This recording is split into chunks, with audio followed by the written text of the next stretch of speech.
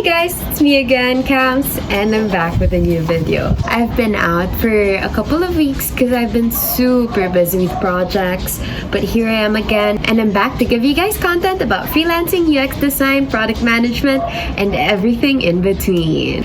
So if you guys wondered why I'm so all dolled up right now and I'm wearing very colorful colors, that's because we're talking about unicorns. Not this type of unicorn, but this type of unicorn. What we'll talk about are unicorn designers.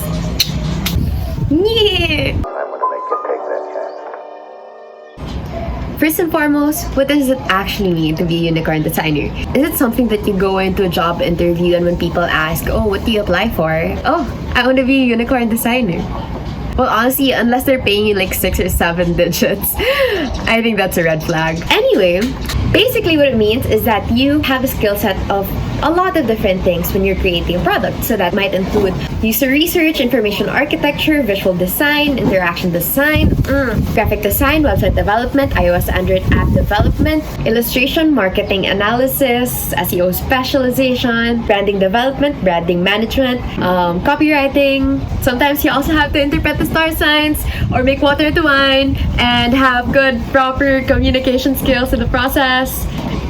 Unicorn designer, or some people would call it the unicorn developer, depending on which aspect you're actually coming from, means that you can kind of do a lot of things at once when you're making a product. Yes! Okay, so what is the pro of being a unicorn designer?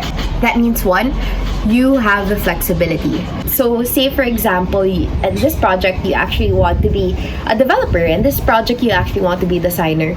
I don't know if you guys have experienced this before, but as a designer, you'd want the mock-ups that you make to be exactly the same way interpreted when it comes to development. At the same time, as a developer, you wouldn't want crazy designs being built, right? So what's good about being a unicorn designer is you get to realize that vision from start to the end. In fact, your skill sets often contribute a lot in every piece of the project. So in fact, like in small freelancing gigs that have like lower budgets, you can actually get smaller project teams or even do it by yourself if need be. Another pro that I feel like is the most important is that you are aware of all the limitations in the project.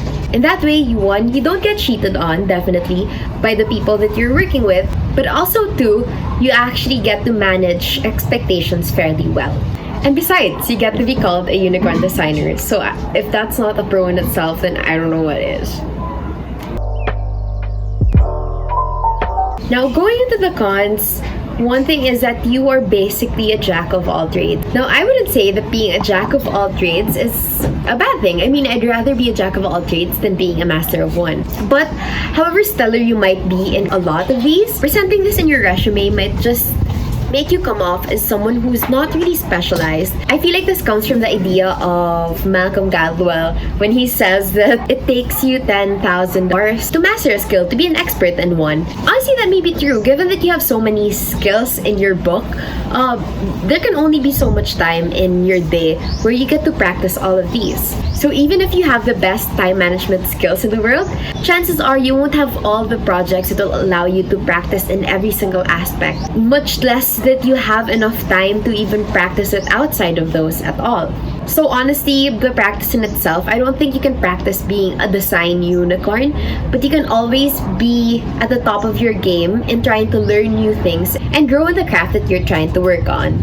So the last con that I have in the book is that in fact sometimes you may not even want to be a design unicorn. Why? Because while you can do like 5 different people's work, you're usually just compensated in 1 or at most in 2. So sometimes you might even feel cheated on for the value that you give for the client or the customer.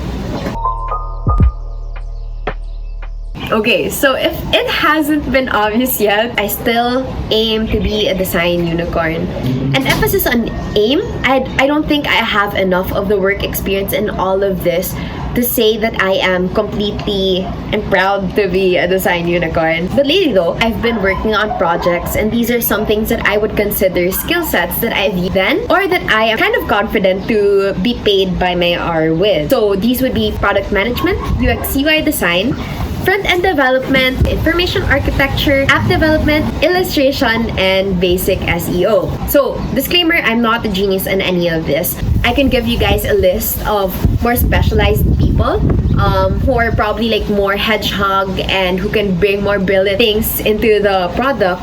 But I do see myself as one that offers a lot of flexibility and kind of problem solving in the way that does not only rely on the creative aspect, but one that can take into consideration the project's budget, time constraints, key business needs, and get something done while being able to take consideration of that.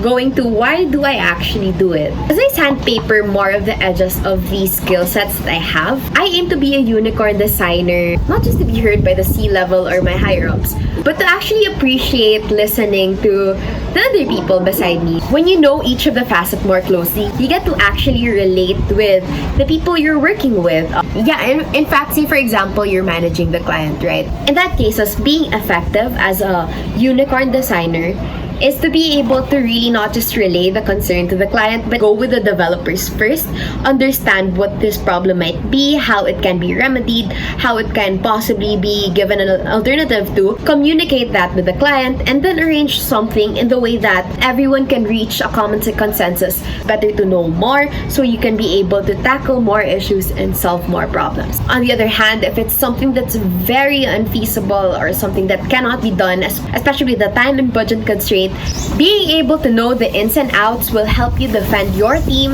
and fight for their value and compensation. So I don't see myself using these skill sets in execution completely from scratch one at a time. But in fact, my long-term goal is to really be able to be the one to fill the cracks and reconcile the entirety of the vision of a product. Not everyone wants to be a unicorn designer, and that some people want to be more specialized. And it's up to me to know who can do it better and who I can uplift better to get the job done, and just really reconciling all the different facets of one project in order to get the best results with the team.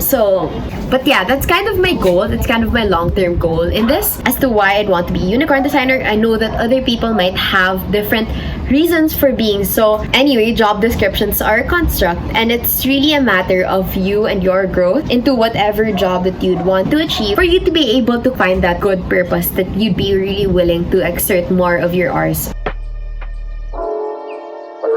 So going to the last thing, how you yourself can actually be a unicorn designer too. The way that I learned this, and honestly, like even how I wanted to be a unicorn designer, was really from exposure. Practically speaking, get yourself out there and always strive to learn something new when you do it. Usually this happens especially with early stage startups where you really have to wear different hats, or in freelancing projects where usually it's like a smaller team. The rationale behind it is that you work with smaller, tighter budgets.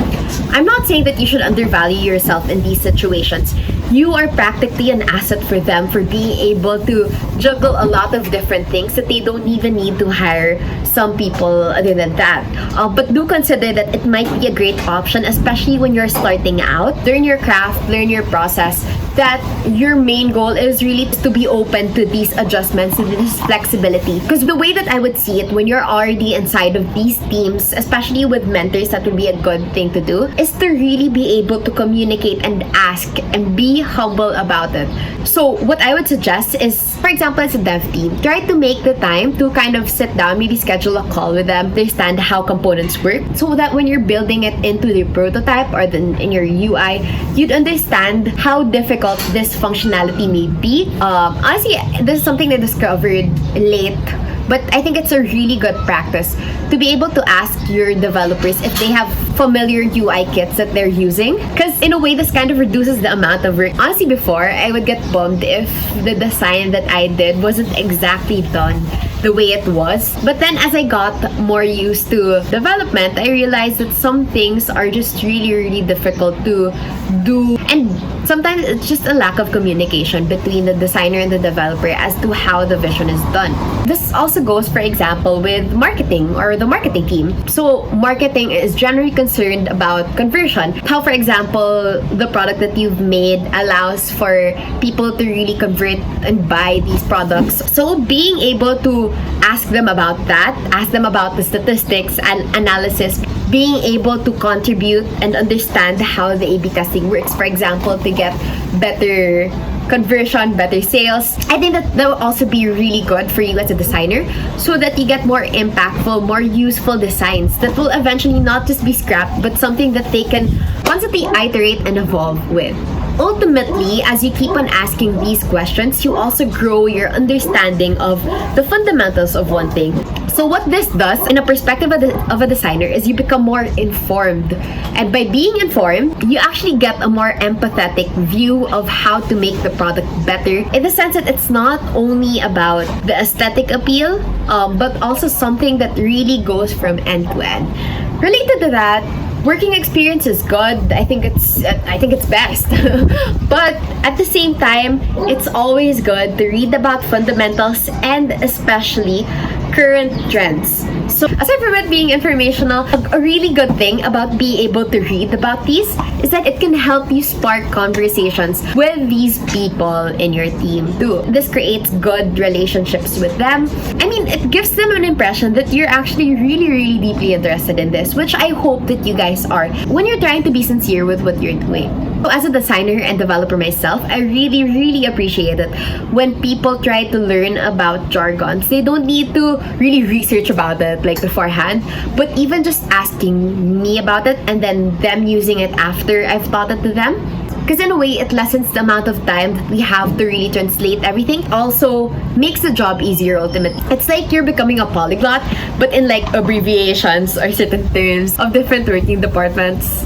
And then, as I've said, then and again, always practice. It may not be 10,000 hours long, but having that interest to practice the craft and always being on the lookout for opportunities that you can practice it, whether it's in freelancing, internships, passion projects, but this will allow you to be exposed with use cases on certain situations. It's even good if you're able to document these problems and then solutions of what you do, so that you can easily go back to them.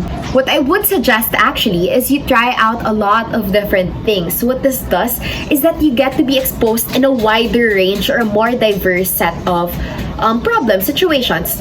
Sometimes it's not necessarily about repeating things over and over and over again. I think it's good if you actually open yourself up to different industries, different ways of working, different working cultures. You get to learn about more problems, you get to face them, and then you get to correct yourself. After you've done that and documented it, every time you would encounter it, you can always just go back and understand and make it easier for you to solve those problems again.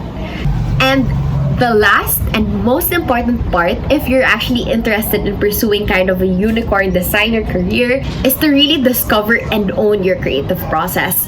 You may have all these skill sets, have all the theories and concepts done, all the working experience in the world for all these different roles, but if you don't have your own individuality and unique creative process, you might just as well get lost and overwhelmed, even outshined by people who probably have less experience than you. I think especially at the industry that we're working with, it's more than just talent. It's really, one, you actually have your own opinions on design problems or the way that you go with things. You should also not be scared to able to know when you need to adjust your process, when to adjust your needs, to be able to balance it with the project at hand. That individuality is what you really have to foster first and foremost before you discover everything else. So in that way, you don't get to lose yourself in the process. So that's it for me. I think it's turning dark now. I hope that you guys learned a thing or two about unicorn designers. If you have any questions about unicorn designers, feel free to comment it down below. I'll try to help you guys out, and please let me know what you guys think about this. Also, if you enjoyed this, please like, comment, subscribe, turn the notification bell on, and I'll see you guys in the next video.